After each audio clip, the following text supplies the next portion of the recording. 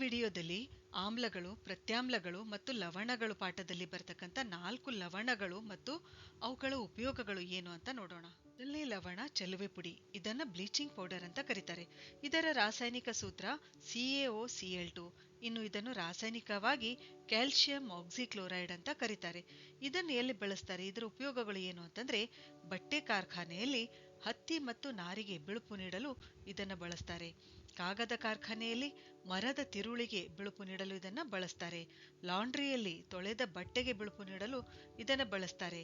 ಅನೇಕ ರಾಸಾಯನಿಕ ಕಾರ್ಖಾನೆಗಳಲ್ಲಿ ಉತ್ಕರ್ಷಣಕಾರಿಯಾಗಿ ಇದನ್ನು ಬಳಸ್ತಾರೆ. ಆಮೇಲೆ ಕುಡಿಯುವ ನೀರನ್ನು ಕ್ರಿಮಿಮುಕ್ತಗೊಳಿಸಲು ಸೋಂಕುನಾಶಕವಾಗಿ ಈ ಬ್ಲೀಚಿಂಗ್ ಪೌಡರ್ ಅನ್ನು ಬಳಸ್ತಾರೆ. ಎರಡನೇ ಲವಣ ವಾಷಿಂಗ್ ಸೋಡಾ.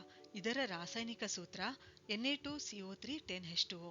ಇದನ್ನು ರಾಸಾಯನಿಕವಾಗಿ ಸೋಡಿಯಂ ಕಾರ್ಬೋನೇಟ್ ಅಂತ ಕರೆಯಲಾಗುತ್ತೆ.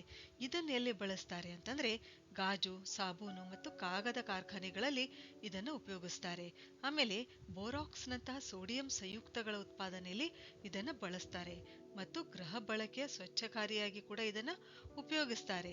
ನೀರಿನ ಶಾಶ್ವತ ಗಡಸುತನ ನಿವಾರಣೆಗೆ ವಾಷಿಂಗ್ ಸೋಡಾವನ್ನು ಬಳಸ್ತಾರೆ. ಮೂರನೇ ಲವಣ ಅಡುಗೆ ಸೋಡಾ ಅಥವಾ ಬೇಕಿಂಗ್ ಸೋಡಾ ಅಂತ ಕರೀತಾರೆ.